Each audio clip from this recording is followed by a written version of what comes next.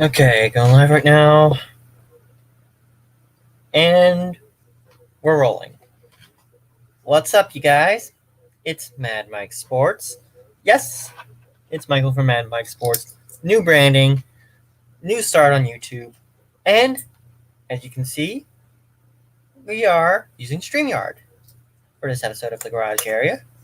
And we have a lot to discuss today on the Garage Area. First up, we're going to be doing some news and notes for Bob Pockrass. So let's bring in Bob Pockrass right now. If I can get the screen up, it is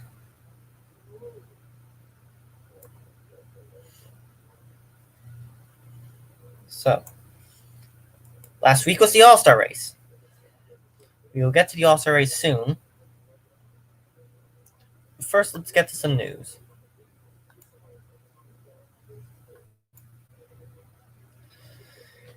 Now,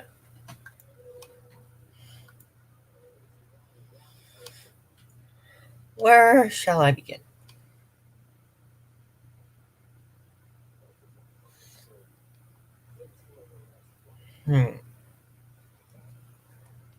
Huh.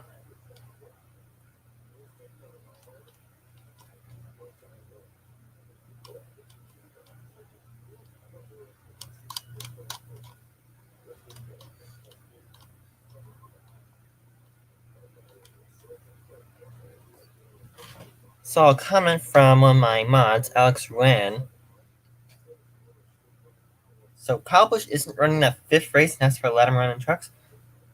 No. Kyle Busch still has one more truck race, and that will be at Pocono next week. Of course, Pocono is a doubleheader.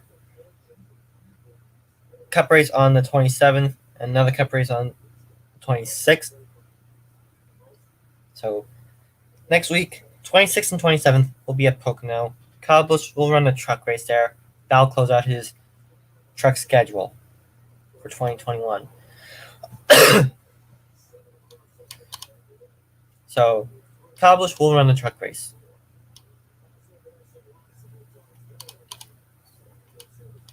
I also gotta find some news that I missed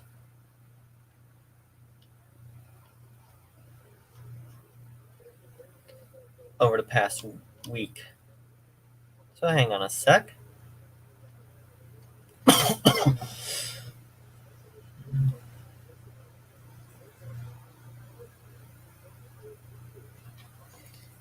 Oh, this is from last night. Andy Lally is going to do the Xfinity Series road race for Road America. So, and it'll be for BJ McLeod Racing, and he'll be picking out a throwback scheme. So, cards wide open at the moment, so throwback ideas and sponsors are welcome. So Andy Lally will be racing again in the Xfinity Series in 2021 at Road America July 4th weekend.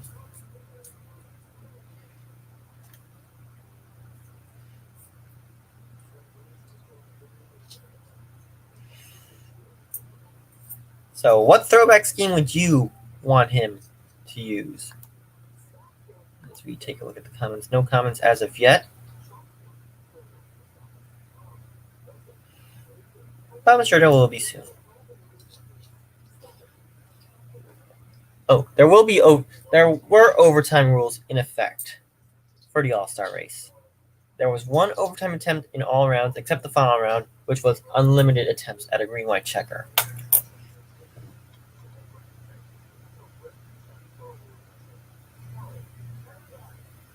Hang on.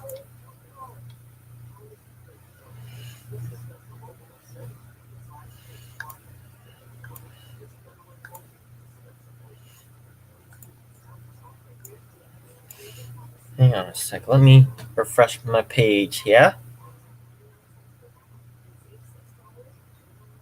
There we go. Hang on a sec. Let me... I did not want to do that. share this on my Twitter.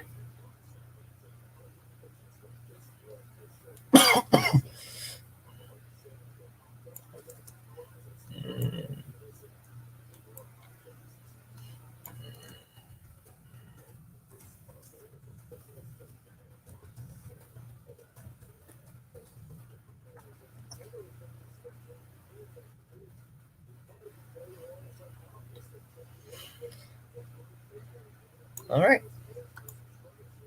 Now we go. So going back to Bob Pockrass. Some more rules from the All-Star race last night. NASCAR determined that if the fan vote winner's car is raceable for the All-Star race,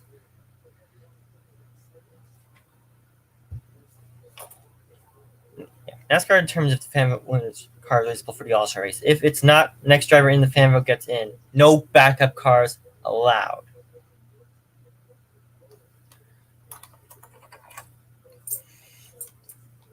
I wasn't watching much.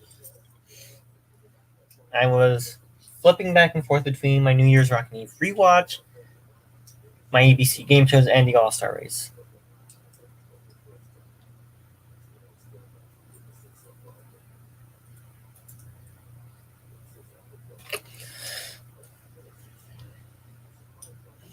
Anyway. Was there any more news that I missed over the past week? Because I know there's a lot of news to catch up on.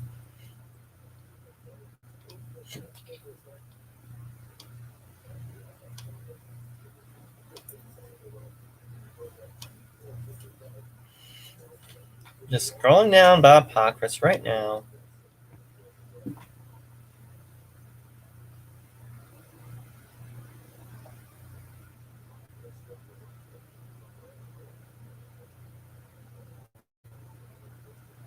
Oh, the October Texas Xfinity race has a sponsor.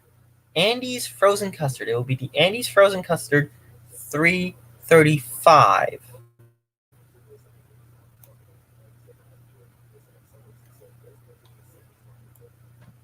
I wonder how many laps will get the extra 35 miles. I don't know. Or if it'll be 335 kilometers. Again, I don't know.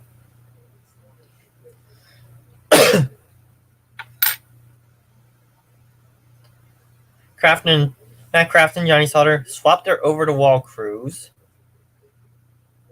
in Saturday's truck race.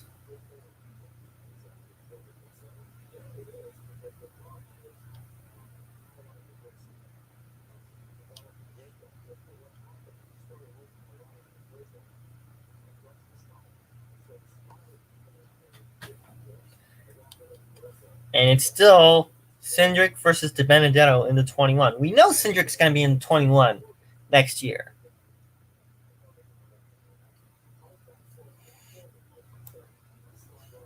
Now, it was last Friday that Roger Penske met with Mia about the Keselowski-Cindric decision. Keselowski, of course, was offered ownership of Roush Fenway come race for them in 22. And Keselowski said, we have a contract with the rest of the season. Anything he's going to do or we're going to do, we'll make announcements properly at the right time. We already know that Cindric is likely to be in the 21 next year. Where Matt DiBenedetto lands, we don't know. But Penske has said, for me to discuss drivers, what is it, June or July? Season's not even over yet. We haven't made any decisions on drivers. There's a lot of moving parts. And that is the case. There's plenty of moving parts. They don't call this silly season for nothing. So there's going to be a lot of moving parts between now and Phoenix in November.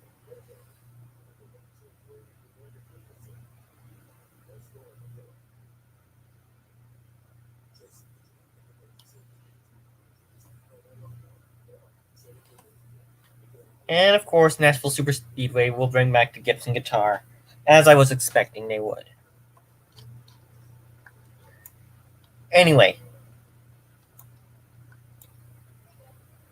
Oh, one more thing on the free agent market. Ryan Preece. Ryan Preece is a free agent, so his plans for 2022 not yet determined. He's represented by Kevin Harvick, so there's a connection to sponsor Hunt Brothers Pizza. No manufacturer restrictions as of yet that would keep him from DGR, Data Gilliland Racing. So he could race for DGR next year. As we check in on the comments right now, nothing as of yet.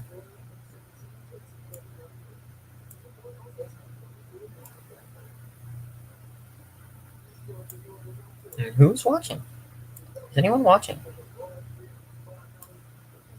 Just me. Go figure. Anyway, let's get into the All-Star recap. Let's recap the first half of the season. Let's recap the first half of the season right now. And this first half of 2021 has been wild. It started with Michael McDowell winning the Daytona 500. I did not pick him. I did not pick him at all. We've seen different drivers win races to start the year. I think it was 9 or 10 different drivers in 11 races. We've also seen the resurgence of Kyle Larson. As you know, Kyle Larson had that little debacle in April of last year as the COVID-19 pandemic was surging throughout the country. He said a forbidden word during iRacing's Monza Madness. And after that surfaced, he lost Fiserv's Clover platform as a sponsor. He lost McDonald's as a sponsor. He lost Credit One Bank. He lost the backing of Chevrolet. He was fired from Chip Ganassi. He was forced to retreat off of social media. He was forced to retreat to World of Outlaws, where he basically just tore up the field. Then, after he passed his sensitivity training, after he did all that outreach with Urban Youth Racing School, after his suspension was lifted, in comes Rick Hendrick. And he's got a lot of pull with Chevrolet. He's got Chevrolet dealerships across the country. And he says, look, Kyle, you made a mistake. We all make mistakes. I'm willing to give you the benefit of the doubt. I'm willing to give you another chance in NASCAR. And what does Kyle Larson do? Not only does he take Vegas, not only does he take Dover in a Hendrick 1, 2, 3, 4, he goes out, wins the Coke 600. He also goes out and wins the All-Star race. So that makes it the last 2 All-Star races he started, he's won. And that makes Hendrick the defending winners of back-to-back All-Star races. Last year with Chase Elliott and this year with Kyle Larson. And after half the season has gone by, we're out of the Fox half of the season heading for the NBC half. Kyle Larson's a championship contender. He was a championship contender with Ganassi in 2016, but now he's a legit contender with great equipment at Hendrick Motorsports. This is unreal. Kyle Larson is going to make the championship 4. Who joins him is anyone's guess. My guess, Chase Elliott will likely join him in the championship 4. I'm guessing Truex might join him. I don't know who the other one in my championship 4 will be as of yet. Remember, we're 16 races in. We still have 10 to go before the chase. Still a lot of time for some dark horses to come in. We've got a lot of wild card tracks left.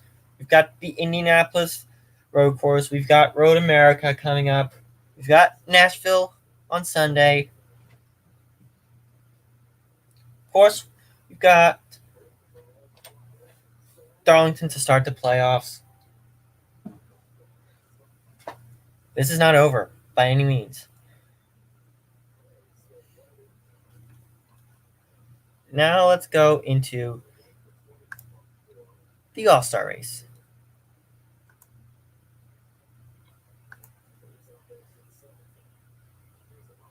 And my gosh, was that format confusing! But you don't need me to explain it. Let's go to Bob.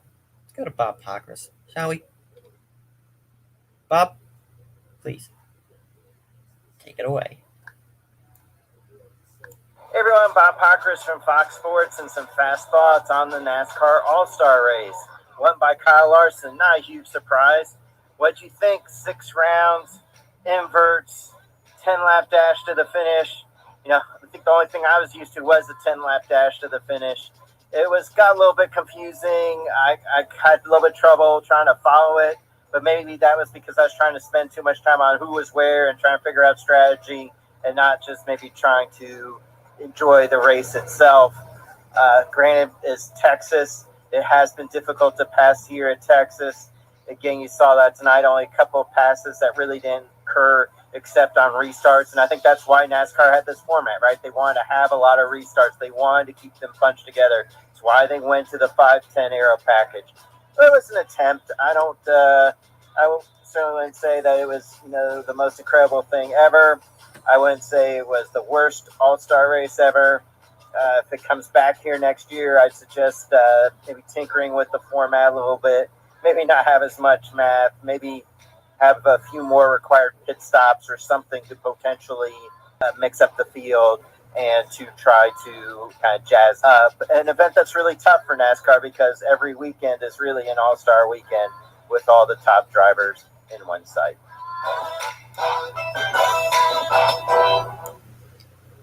Yeah, so it was a 6-round format. It was a 6-round format. First 4 rounds were 15 laps each. After rounds 1 and 3, between 8 and 12 drivers would be inverted. After rounds 2 and 4, full field inversion. Yeah, so this was 2001 all over again.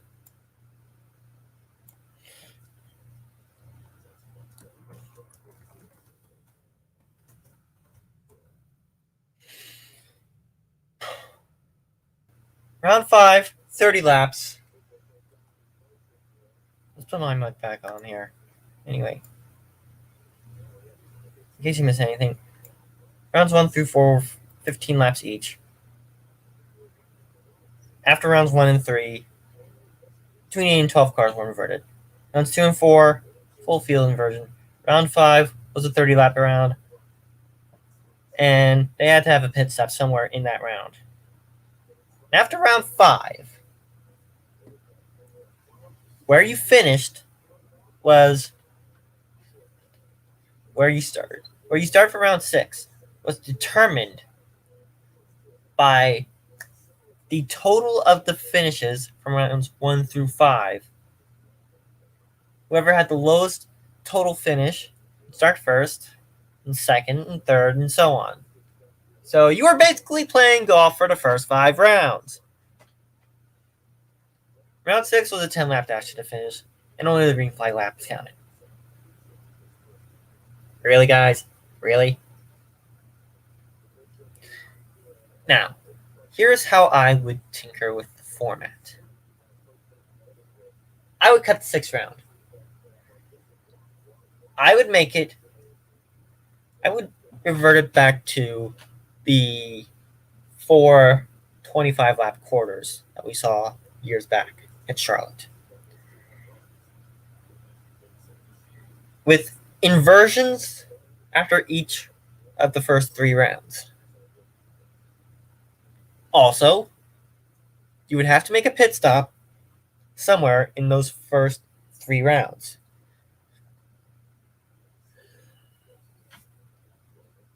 In addition, the bottom finishing cars after each round would be eliminated. So that would bring back the survival of the fastest format from the early 2000s.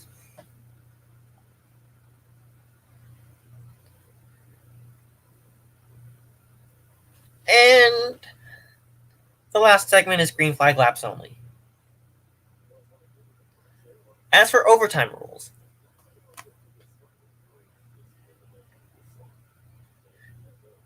first 3 rounds, there'd be up to 3 attempts at green-white checker. If the caution flag were to come out in the last few laps of a segment, those caution flag laps would not count. We'd go directly into overtime. In the final segment, 25 lap dash to the finish. Unlimited attempts at a green-white checker finish. That's how I tinker with the All-Star race. Make it easier for people to understand and throw in some twists from the past. Because the All-Star race, in my opinion, is not just about NASCAR's best of the best, but it's also a celebration of NASCAR's heritage, its past and its present. That's what I think the All-Star race is. And that's what I think it should be.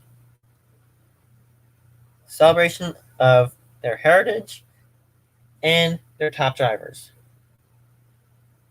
Let's be real. The All-Star race has been tough for NASCAR, as Bob Pockrass has said. In fact, the All-Star race was almost killed off after the 91 event. Until Humpy Wheeler and Bruce Smith said, oh, why not race it at night? So that's what they did in 1992. That's what saved the All-Star race, running it at night. Now, another topic for discussion about the All-Star race is the idea of running it at different tracks.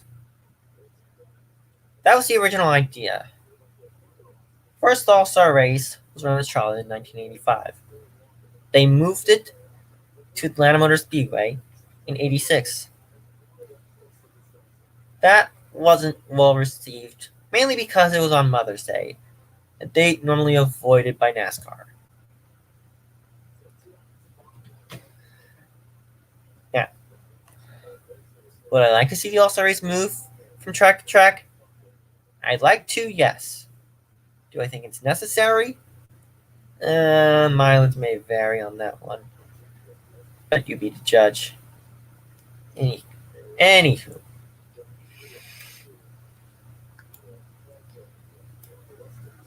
Gonna get back to some news and notes.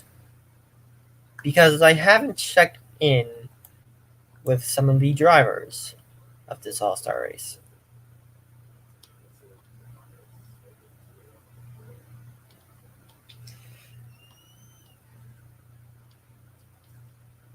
If I can find some driver interviews, that is.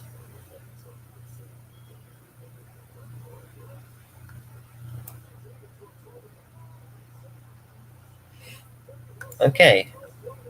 So, we got some driver interviews for you. Starting with second place driver, my guy, Chase Elliott. As the Mets get the first round of the game, I've got the Mets game in the background. So if you hear any background noise, pardon me. All about the restart, and I did a poor job there, so that's what you get. Just got to go back to work and try again. Can't change the past, so I'm looking ahead. That's the only thing you can do. And I feel like we had a really, really strong car. Our pit stop was awesome, and I'm proud of our guys for getting the job done there. So we have some good things going. We just got to be a little better. All about the restart. Way to photobomb there, Kyle Larson.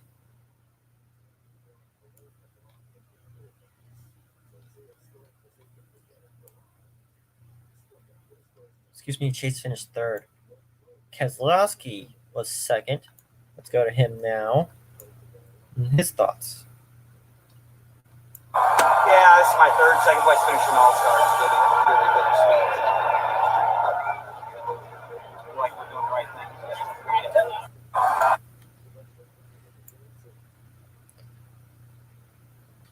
I don't know if he thinks that this is going to be his last All-Star race for Penske. We'll just have to wait and see over the coming months. Now we check in with our winner, Kyle Larson. So I honestly, like, looking at the format before I got out there, like you said, I thought there were going to be two shorter runs where you couldn't get into a flow and you couldn't really pass. I thought, at least for me, I thought when it strings out, I can pass people easier that way. But the drafts were so big that you could make up ground for 10 laps or so, and then it seemed like your tires would start fading and it got harder to pass. So I don't know what other people think. I actually kind of enjoyed it. I don't know if this format, I don't know if this is an event now we're going to take to other tracks each year or not, but I don't know if this is a format that will work at every track, but I feel like for Texas it worked, and I think the mandatory green flag stop at the end was kind of cool. The inverts were nice, not knowing exactly what the invert number was going to be kept you wanting to, progress, even if you were anywhere inside the top 12. You wanted to progress. So I thought it was okay. I don't know what the other competitors and fans thought of it.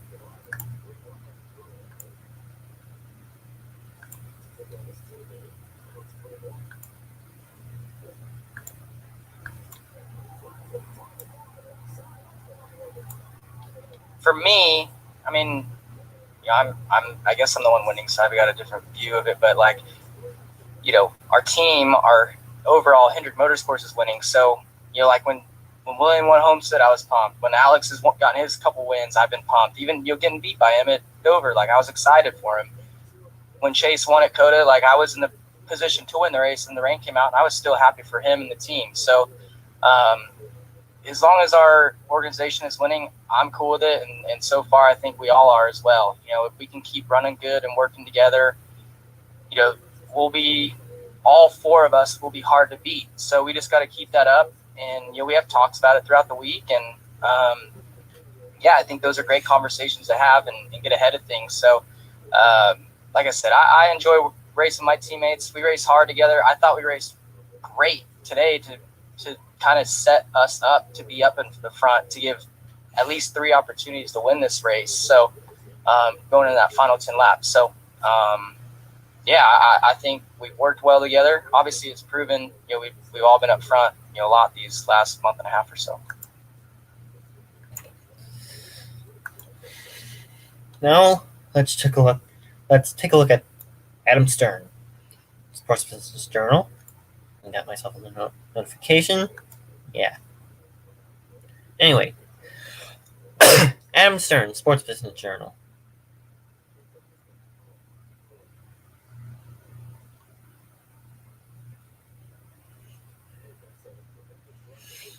And some more motorsports news, not necessarily NASCAR. But per Adam Stern and John Orend, NBC has emerged as the front runner to renew IndyCar because of a lack of interest from other networks. Neither CBS nor ESPN have had serious discussions, and Fox talks were preliminary and not serious.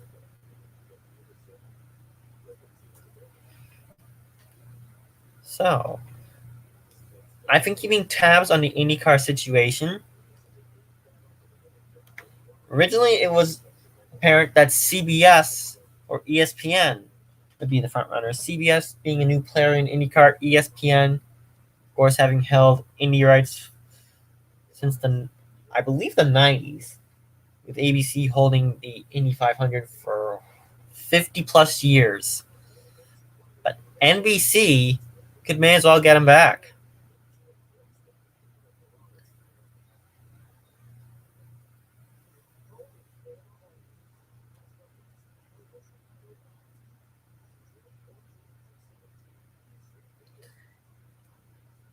And why NBC negotiations initially wavered? The captain, Roger Penske, is looking for a rights fee increase. Leave it to Penske to get a little bit greedy.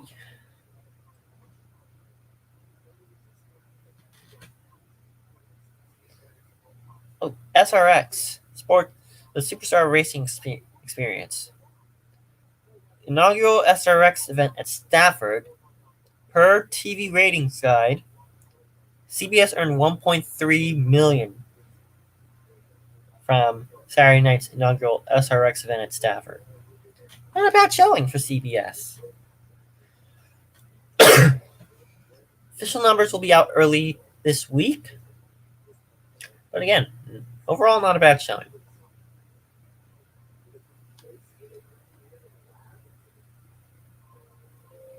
Also, NASCAR Cup Series points races averaged 3.4 million viewers this season, a 3% increase from 2 years ago. That is, of course, pre-pandemic, by the way.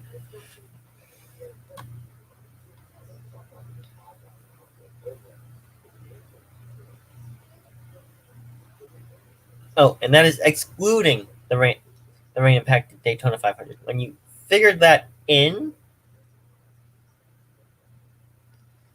it is 3.5 million viewers,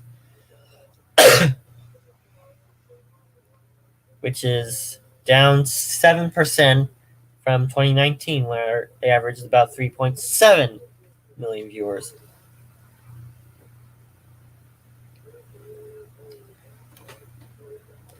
That is given the rain issues at Daytona and the Bristol Dirt Race. And Cup races were the number 1 or number 2 most watched sporting events on 12 weekends so far this year. And per Michael Mulvihill, Executive Vice President of Fox Sports, takes that as a positive. Saw again this year that something as simple as the weather can be the most impactful variable in determining NASCAR viewership. All we need next year is a dry Bristol and a dry Daytona, and we'll be in good shape. Yeah, that is easier said than done there, Mulvihill. Easier said than done.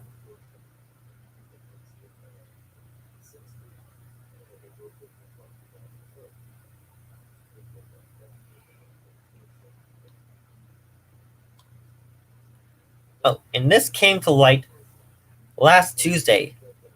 Jeff Gordon is weighing his future with Fox Sports after this season. And he could leave the booth to take on a larger role with Hendrick.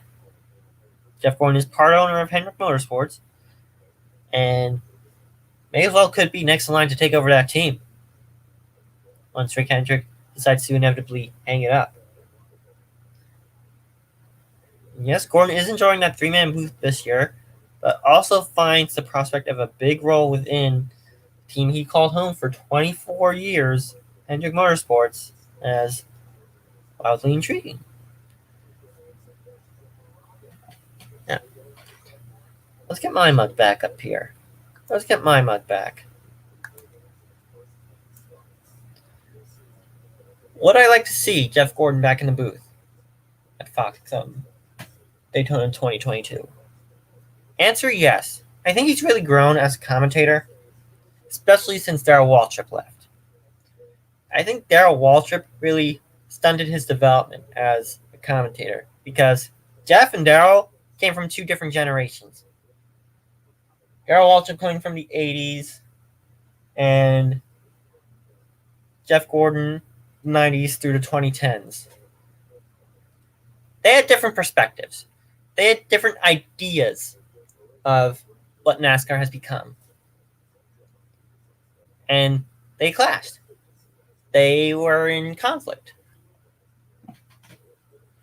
Now that Clint Boyer's in the booth, the entire dynamic of the Fox booth has changed. So that was nice to see.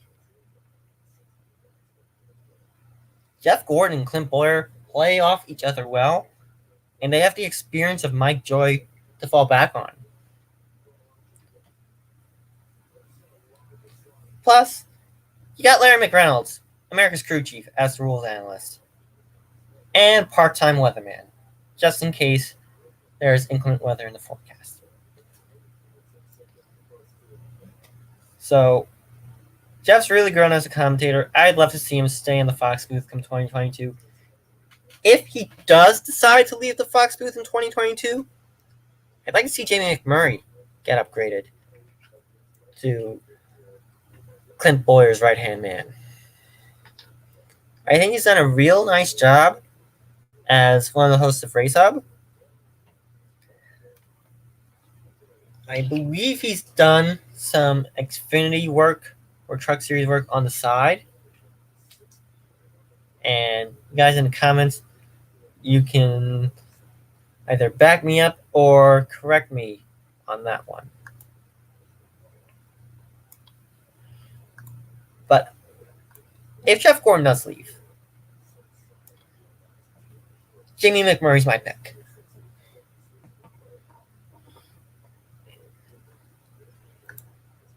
Now let's get back to Adam Stern, see what I have missed. See if there's anything that I have missed so far.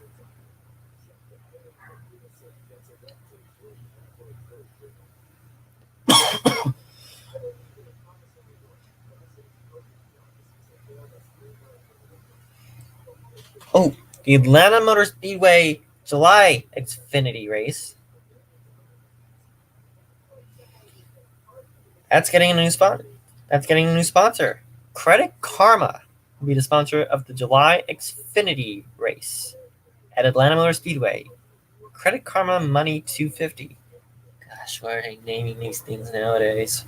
The things they will name these races. Like, for real. Just saying.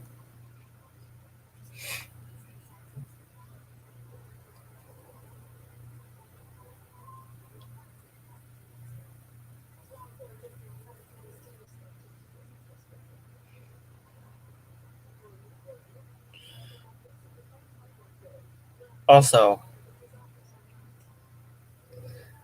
the Indy 500 outrated the Daytona 500 for the first time since '95.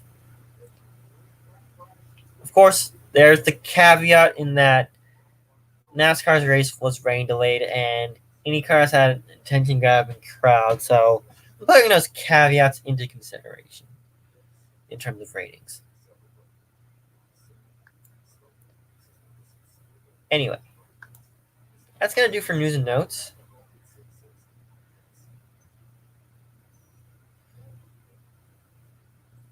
Let's get into the second half, shall we? We've already recapped the All-Star race. We've already done the first half. We've done news and notes. Second half, NBC half. That's starting up on my birthday, June 20th. And that first race of the NBC season, Nashville. First time Cup cars have been to Nashville Superspeedway. First time Cup Series or any of NASCAR's top touring series have been to the Nashville area in almost 40 years. So this is going to be a big race. And the second half is full of wild cards other than Nashville. They're going to be going to Road America July 4th weekend. There's the Pocono doubleheader next weekend. There's the Indy Road Course later on. Whew, what else?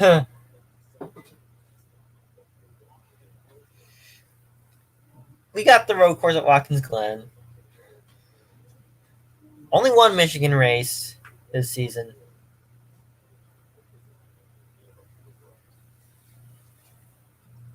Gosh.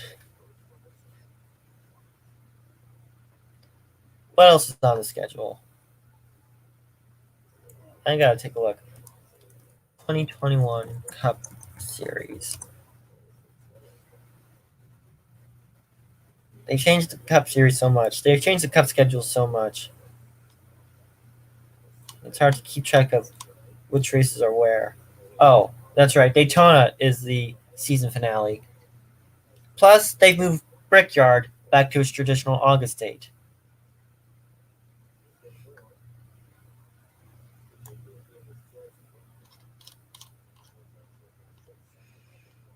So there is a lot of wild cards leading up to the chase. But biggest wild card, in my honest opinion,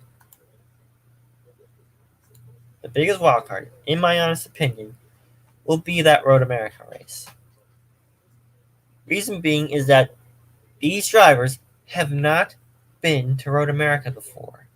None of these drivers have been to Road America before. It is a 4.1 mile behemoth of a track.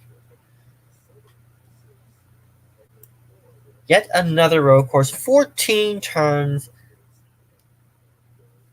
And good gracious, I think we're going to be seeing some guys try their hand at the Xfinity Series event the day before just to get some laps in.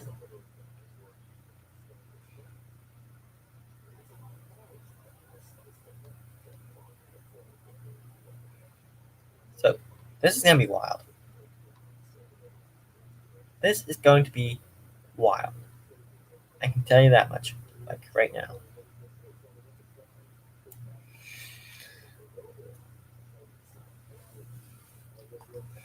I'm sorry. I just cannot talk today. But I'm going to go back to Bob Pockris.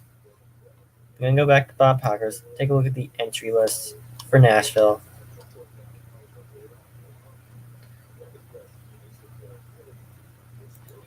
So let's get the full screen back.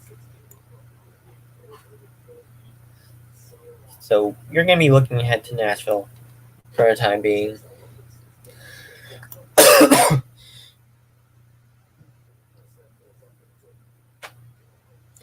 We got 39 for the Cup race at Nashville. JJ Yaley's in the 51. Joey Gase in the 15. Cody Ware is expected to do the IndyCar race this week at Road America.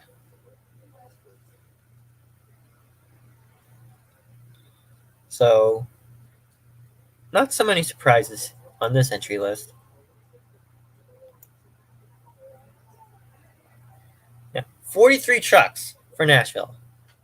William Byron will be in the 27 for Rackley. Ross Chastain in the 45. Ryan Preece will be in the 17. So, we got, what do I call those who do the trucks in the Cup?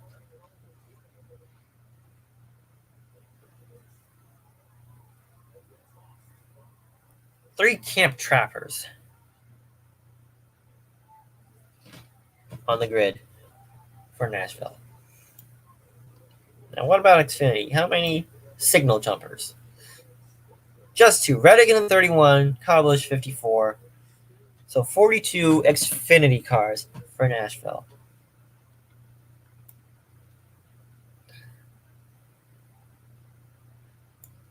We're going to do... Okay, let's go back to me.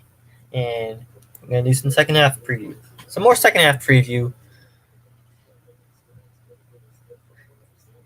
And what do you think we'll be seeing in the second half? Will we be seeing Chase Elliott win on Road America? Will we see him win again at the Glen? Will he get an oval win? Will he win at all in the second half? Who do you think will win in the second half? Personally, I do think Chase Elliott will get one or two more wins in the second half, build up some momentum before the playoffs. I think Harvick will get a win. I think Kyle Larson will get another win. Truex will get two more. I think Kyle Busch will get one. But that's just my personal thoughts on the second half of the season, judging by the tracks we will be seeing.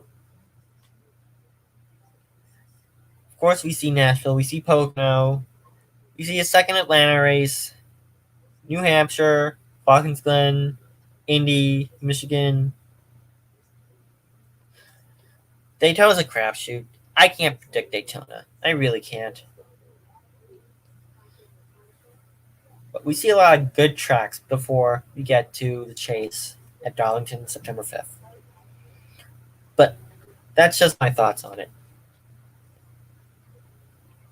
Anyway, what do you guys think? Leave a comment down below on what you think will happen in the second half. What do you think will happen in Nashville? What did you think of the All-Star race? Was the format too confusing? What would you do to the format for the All-Star race? How would you tinker with it? And would you like to see it move from track to track? Would you like to keep it at Texas? Or would you like to move it back to Charlotte?